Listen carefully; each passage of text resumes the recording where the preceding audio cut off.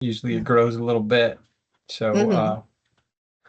I see that Sandy just started the Yeah, recording, I so just that's went to good. click it, and thank you, Yep. Sandy. Thank you. Just a couple things to talk to folks about. Um, One is just to let you guys know about our timeline for the SBP APR, which is our annual report that we provide to the Office of Special Education Programs in the United States Department of Education. So you guys are all familiar with it. We hand out, the different indicators and so forth, and districts get to see their profiles that we post every summer. So the process, though, is we do our initial submission typically by February 1st, unless it falls on a weekend, which it did this year. So we submitted yesterday, February 3rd, our SPP APR, and that would be for the 2023-2024 school year for the most part, although there is some lag data in there that comes from previous years. But it's considered our FFY federal fiscal year 2023 submission. So that's our initial submission. And then what happens is OSIP takes a look at it. They review it for a little bit, and then they give us feedback typically in April. And then we're allowed to make any adjustments, amendments, or revisions based upon that feedback from OSIP, and then we resubmit it. And then it ultimately gets published, released out there for everybody to see. So I just wanted to make you aware of the timelines on that, and that was a recent submission, and definitely why some people in our office were pretty busy over the last month or so, including Sandy and Carolyn as well, to really putting in the time to make sure we get that in on time. The other piece that I was going to just mention to you guys is with, obviously everybody sees the news and different things. There's been a lot of activity at the federal level, a lot of executive orders. Oftentimes it gets to media, before it comes through any official channels to us. As a matter of fact, almost every time there's gonna be some information out on media, sometimes accurate, sometimes not so accurate. Um, but I was just going to say, some people have reached out to me when certain things have come through. Um, most of the time I have to try to see where the information's coming from and then get to see if we've gotten official correspondence from it and then relay it to you. So know that I will when I get it. Oftentimes, though, if you don't hear from me, you can certainly check the department's website. Sometimes information will be released there before we can. But sometimes it just takes a while for it to figure out what's going to apply to us. Obviously, as under the IDA and being a federal legislation that comes down, we're affected by federal policy. Um, but sometimes it moves fast, sometimes it moves very slow. So you never know. But I was going to mention that we'll try to let you know when we know things for sure. Sometimes things come out and there's really not a lot of clarity to it, so it's hard to understand how it's going to apply. So we just wait to see what kind of information we get. And like I said, sometimes you might receive it from the agency itself. A lot of times I'm just going to be passing through to you information that we've received either directly from the federal government or from, through the agency as well. So we will see. And that's about it. I mean, like I said, all we can do is wait and see how that's going to play out.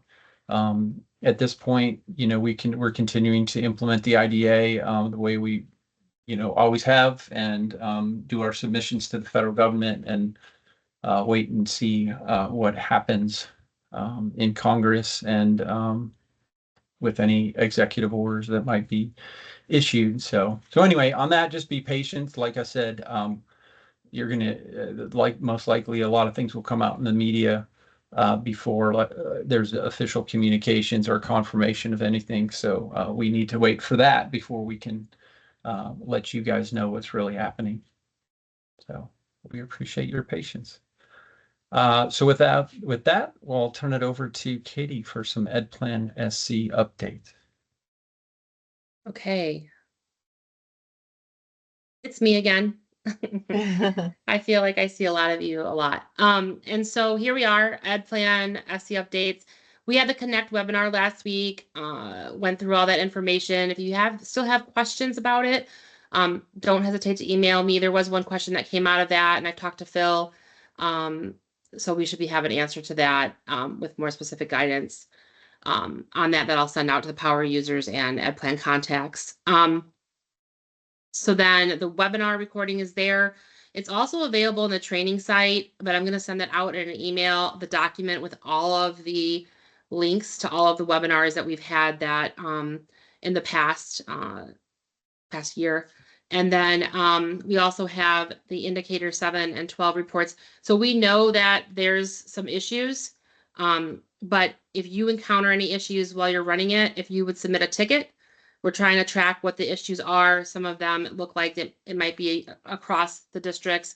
Some might be more specific to a certain district. So we want to make sure that we're using Zendesk to track all those tickets. So we appreciate getting those reports and people looking at their data. Moving forward, go ahead and go to the next slide. Virtual office hours this month is February 13th. So we're going to keep it the way we had it, where it's just, I'm going to send out the meeting information. You don't have to register for it. Easy peasy. Go to the link, you can get in. We didn't have any issues this last time. I thought it went well. So just waiting on the recording for that. And once I have that, I'll push that information out from January's session. So that's coming up. And then Progress Track, if you haven't already signed up, remember you just need to sign up for one if you're interested in using Progress Track at your district or want to learn more about it. Those webinars are there for you. Moving to the next one, we have advanced reporting. Remembering that that session that was on Tuesday is now on Monday. And so there's two options there for advanced reporting, March 10th and March 13th. You will have to register for those. They will be recorded. But if you want to attend the live session, you'll need to register to get that link. All right, and the last piece is the end user webinar series. So we've already done quite a few webinars. We've made it through, I think we did 3 basics. We've done 4, maybe 5 now of the IEP development. Going really well. Lots of great feedback from end users. I know I've seen some of the power users directors on there as well. I think Anne's doing a great job of slowing it down, making sure people understand. We've got some good questions. We're answering the questions, as they come through. And one of the great things is Sherry from our office had submitted to get annual renewal credits or activity renewal credits. I just clicked it off For the teachers. And so they will get certificates. It don't look like you. Those have been. Oh, you just hear. Can we mute that person? Sorry, thank you. Yeah. So because I lose my train of thought. So where was I? Sherry is sending those out. So if you attended one of those sessions or you had end users that did, they'll receive an email from SE Teams if they participated in the full duration of the webinar. They'll receive that certificate. And then we'll be sending out the rest of them as they're attended. But if you'll let your participants know that they will receive activity credit renewal for these sessions, as well as the ones that are going to be in at CEC. So Phil and I will be doing sessions at CEC. We're doing a pre-conference, it's almost full. And then we're doing 2 sessions on Friday. So a half day on Thursday in the afternoon. On Friday, 2 sessions. There'll be renewal credits for those as well. So that's really all I have. As you get questions or have questions, continue to send those to me. And then if you need anything, assistance wise, always go through Zendesk. If it's something, system based that we need to look at, and then they can attach me to the Zendesk tickets. And so sometimes you'll see me pop in those tickets and answer a question if it's a little more guidance related. But that's all I have for Ed Plan. Whoops, I'm going backwards. Up next, we have Carolyn, and she's going to talk about the early childhood performance factor. Good afternoon, everybody. Well, before I get started, I want to ask everyone to please make sure that their mics are mute. There's someone that's kind of chatting in the background that's disrupting the flow of the presentation. So back in 2020, 22, we revamped the determinations and incorporated some additional categories that was required. And one of those categories we made a switch to the performance factor, the early childhood performance factor 7, which was looking at, I believe at the time, the LRE for 6B. And so we made a switch to that, and we wanted to use the COAST and the KR8 data, and it did not work out that way. So for the last 3 years, the early childhood performance factor 7 has been a gimme. So we know that in order to count students on the COAST, one must have entry and exit scores. So it was basically an automatic 3 points for everyone. And so we said at that time that we were going to revisit that information. And so here we are.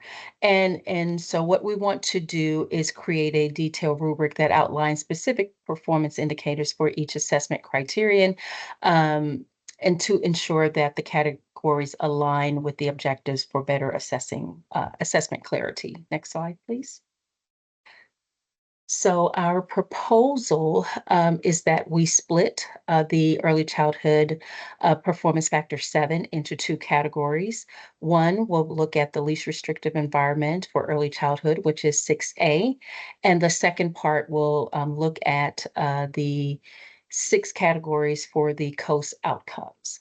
And so for the LRE, and both will follow similar logic. For the LRE, if the current year is greater than or equal to the state target, then you get 1.5 points.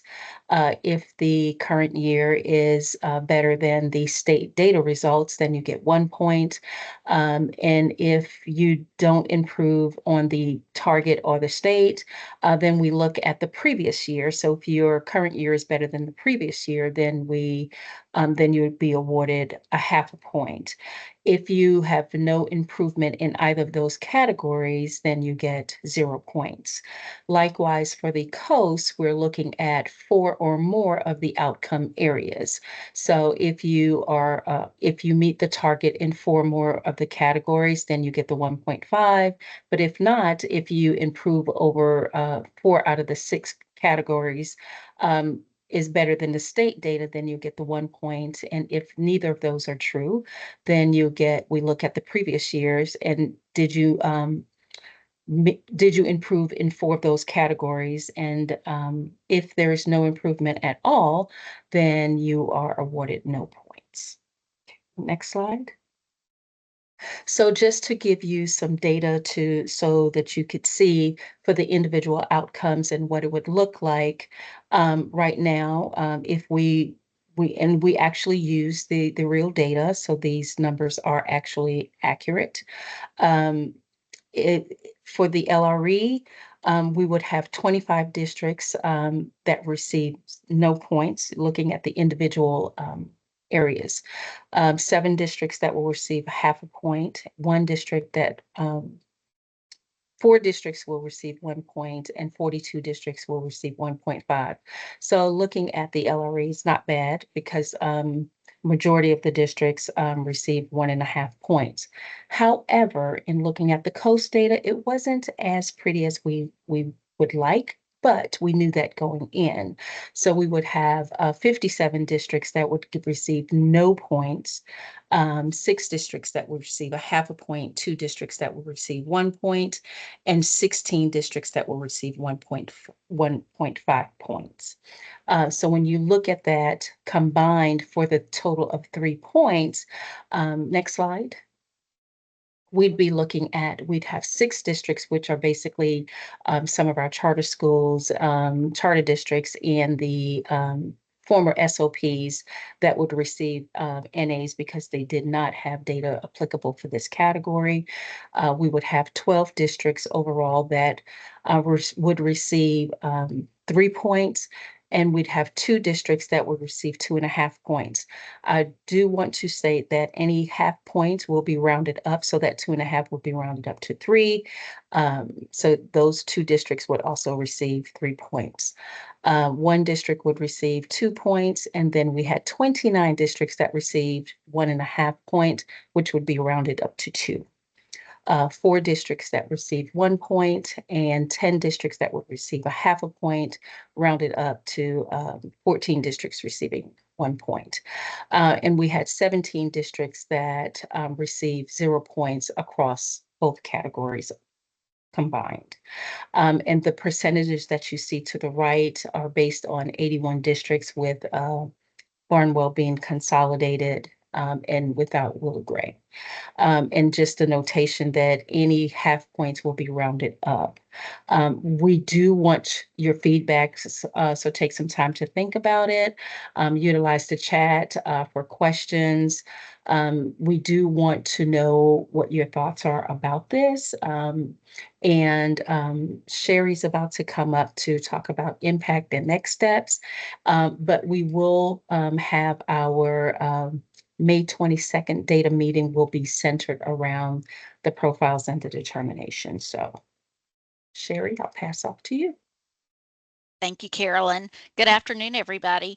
Just want to talk a little bit about next steps. So these proposed performance factor measures that Carolyn just shared with you, they will not impact your determinations for this reporting year. You will get both sets of scores so that you can see what your scores would be if we were using this new model, but these will not begin until the following reporting year.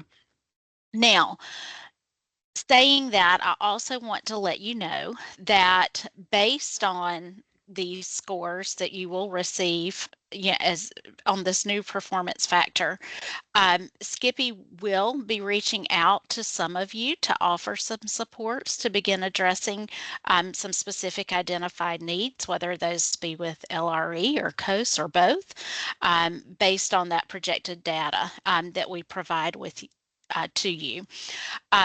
Once that data is released, we will reach out to a few of you with that opportunity. And that will really allow Skippy some time to work on their approach with those districts who need some specific supports. Skippy will also be joining us for that May 22nd data meeting to talk about some universal supports that they have that any district can tap into to begin making some improvements on your early childhood data. If you have questions, if you will put those, Carolyn, were you able to do the QR code? No, I did not. I was hoping to use the Q&A in Teams, but it didn't work out that way, so we just used the chat. Okay.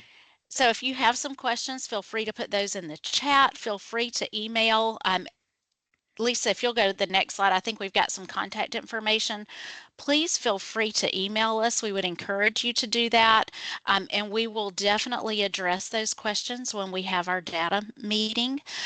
We look forward to hearing from you. We look forward to working with you. And we are just really excited about the revamped performance factor. We have worked with not only our office, we've worked with Skippy and we've worked with ECTA on creating this new performance factor. Okay, so again, please send us your questions. We want to hear from you, and I will send it back to Lisa or Peter. Thank you. Yeah, I was just going to say, just to be clear, so this is for our LEA determinations. It's performance factor 7, and it would not affect this year's determination. We would do it for next year, but we'd be giving you the information. We'd give all the districts their how they performed under this new way of measuring it, that performance factor for this year, to basically allow you to prepare for the next.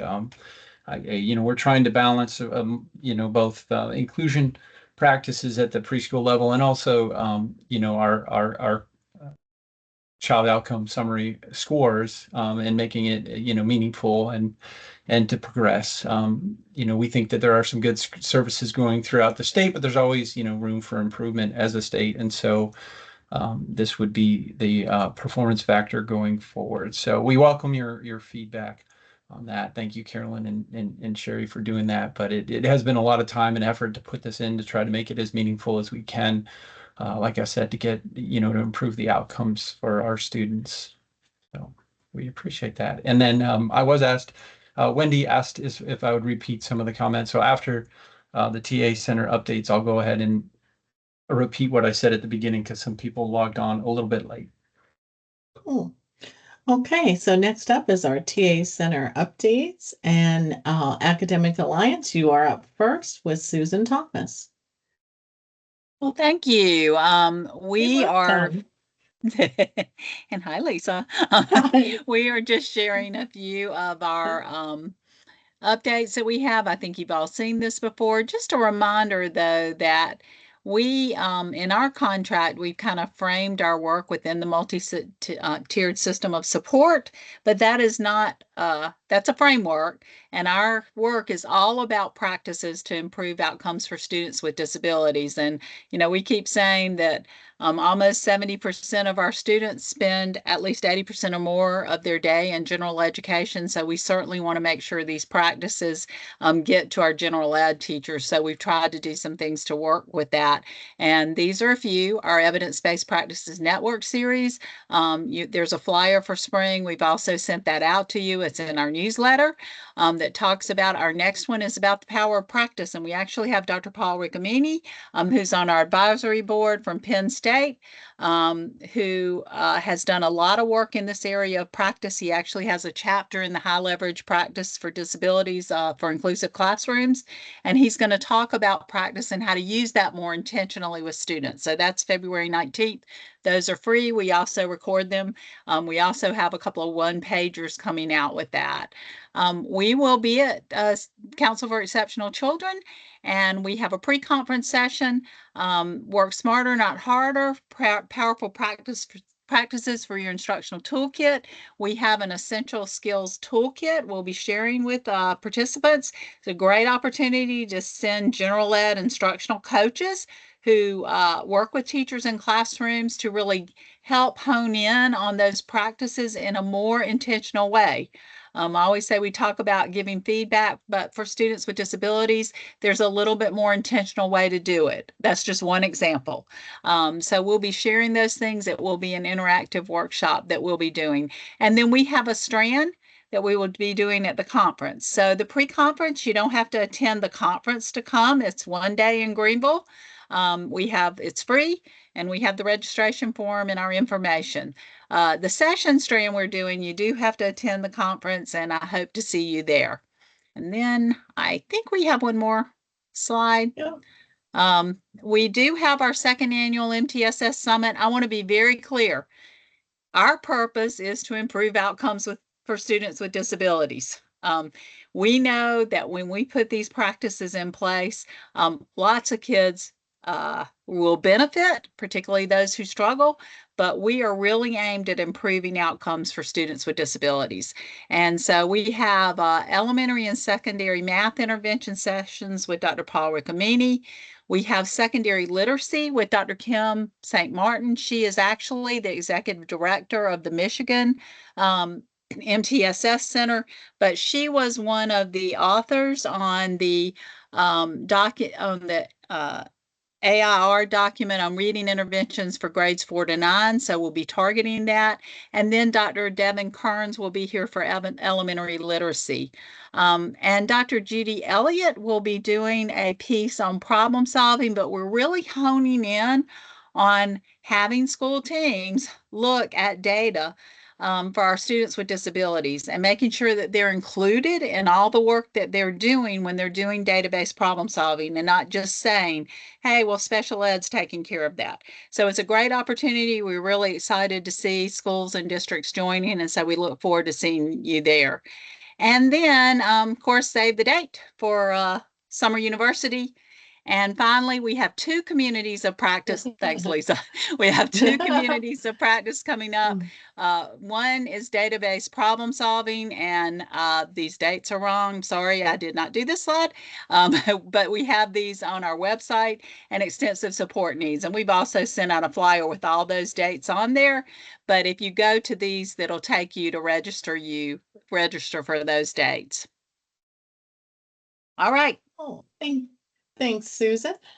Next up, we have the Behavior Alliance of South Carolina, and I think I'm supposed to be playing this recording first. See if I can get it to work.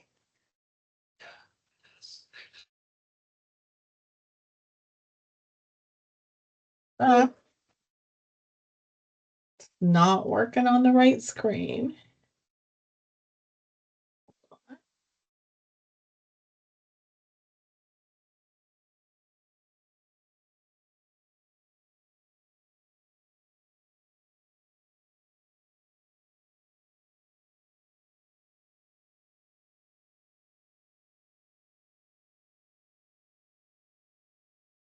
Yeah, and I'm not sure if anybody else from Basque is on, but yeah, you may just have to go to the slides and just read. I believe the slides have the update as well, if that's not going to play, and we can just send that link out.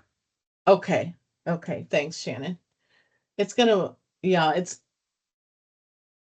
having a few issues, but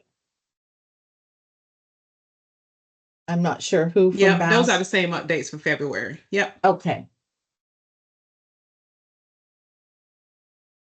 Did you want to go through these, Shannon, or? Okay, I didn't know if you were waiting on me or whatever. I didn't want to take Yeah. over, but same thing. Go These are ahead. some of the topics that are actually in their newsletter. If you have not yet applied, subscribed, sorry, to be on that Behavior Alliance to receive those newsletters. They put out some really great things, some really great tips every month. So these are some of the topics that you can look forward to or read about in their February newsletter. We can go ahead to the next one. And if you all seen that last one, they do have a spotlight on one of our very own, Kristen Douglas of Newberry County. So if you want to read about her, make sure you check out that newsletter. And these are just some upcoming events that BAS has going on. They just finished up the de-escalation techniques for PBIS. That was a virtual, and these are some other virtual offerings that they have. Again, if you go to the BAS website, you can register for any of these events. Just More things they have coming up in February, February the 24th. This is one they're doing. I think they're doing this in combination with the department on absenteeism. They have an all-day one going on. Of course, that's with CEC. So if you guys are going to be at CEC, make sure you join one of the amazing sessions that BAS will be doing down there. And then on March 11th, they will be doing a change in problem behavior into positive behavior in combination with Family Connections.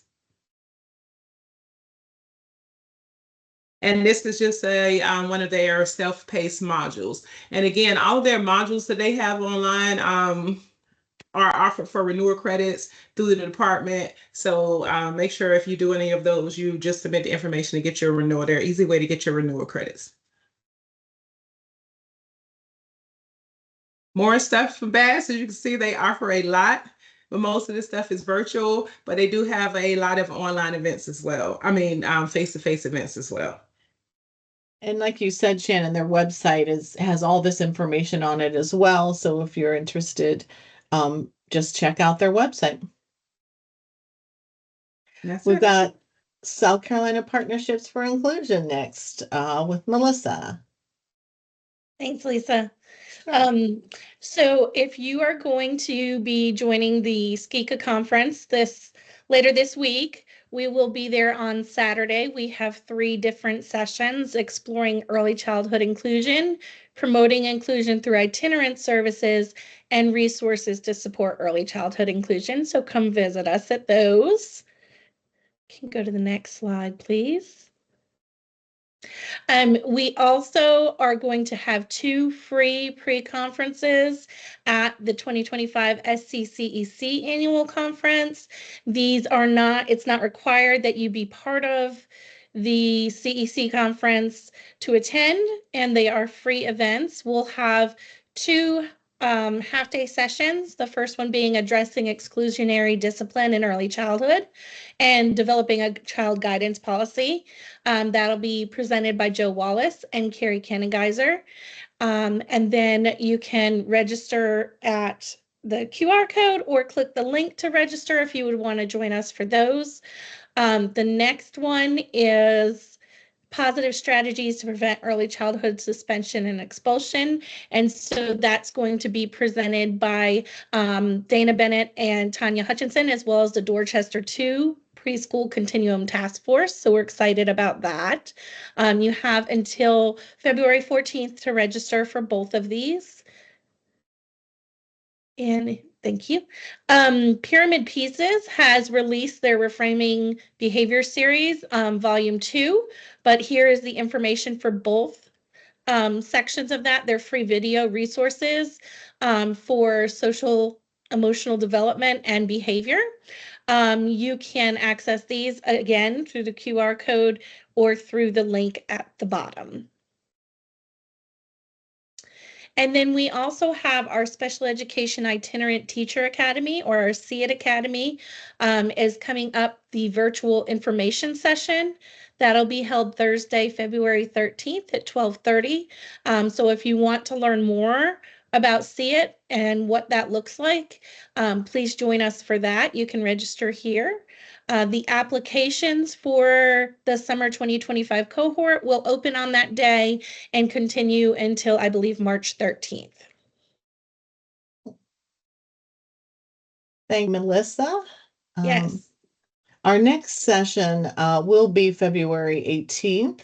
And Peter, I think, you had the request to review some of what you talked about at the beginning when we started, so I'll turn it back to you. Thank you. Yeah, I went over just some timelines, just so you know, at the state level, the SPP APR, our main report that we submit to the federal government. It's due each year on February 1st. This year that fell on a weekend, so the submission date was actually yesterday, February 3rd. So we did submit that. It's an initial submission, which means that it goes to the Office of Special Education Programs at the United States Department of Education. They took a look at it. They'll take a look at it, and then by April, give us some feedback, and then we make whatever edits we need to make, revisions, updates, and then submit a final one. And then after that, it gets published. So we're kind of just putting out those timelines. As far as the LEA determination, since we spoke about that today, our goal is to get those to districts, just their preliminary data. By April. That gives you guys some time, about a month, to give us some feedback. Let us know if you see anything that's concerning or you think is inaccurate with respect to those determination data. We'll have data for both the new way of calculating performance factor 7 and the old way, which is the way that will be calculated and used for this year's determinations. And so you could take a look at that. And then, we have a goal of publishing those determinations along with your profiles on the SPP APR by district by June 1st is typically when we try to get those out. So that's kind of the timelines with respect to the data reports and the determinations. The other thing I was talking about was just, there's been kind of a flurry of things coming from the United States Department of Ed, or at least that might relate to it. And, a lot of times you'll probably hear things through media before, we have an official answer. So, what we would relate to you is just when we have official news of things that might impact us, we'll let you know. There was a memo regarding the funding freeze, and that obviously there was some concern, was that IDA or not?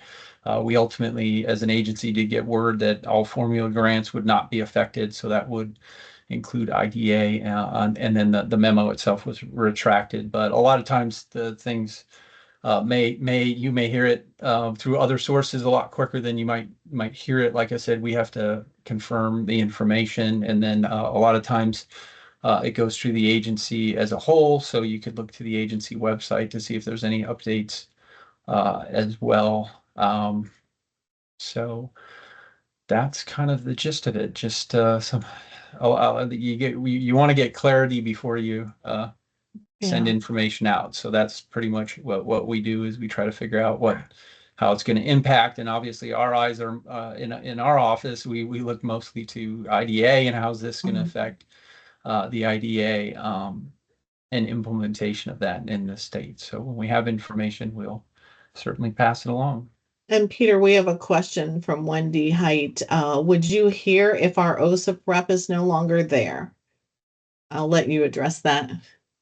Yeah, I don't, I mean, I haven't heard anything so far. So like you, most of the reports, I would imagine that we would get some kind of email if our representative was changed or if they had left the office. We have met with her recently, so Yeah, we did meet with her this month, so, or was it last month in January? We January. met just a couple weeks ago, and so yeah, I haven't heard anything. Like I said, Mhm. if we hear so like you, I mean, I don't know any official things. I know some people were put on administrative leave, but I don't know about people leaving the agency. And do we know if NASD is distributing anything? NASD sometimes send out stuff. There hasn't been a lot. They've been kind of taking a wait and see approach too as far as it, but they let the directors know. They certainly let me know that they're monitoring the situation, and if they hear anything that relates to IDA, they would communicate it. You can certainly check their website too, but I know they're monitoring things, but they really haven't. The only message that I've received is just that they're keeping they're trying to stay close to the information and certainly would let directors know if there's anything directly applicable to us. So it was more of an assurance that they're watching, but they haven't provided any specific information to us. And that's all that's in the chat. So I think we're good, and we're going to give people a little bit of time back to go out and feel that 80-degree sunshine. And everyone have a great afternoon. Like Peter said, if you have any questions or any concerns, in between the meetings, just drop us an email. We're happy to help in any way that we can. Okay, so everyone have a great afternoon.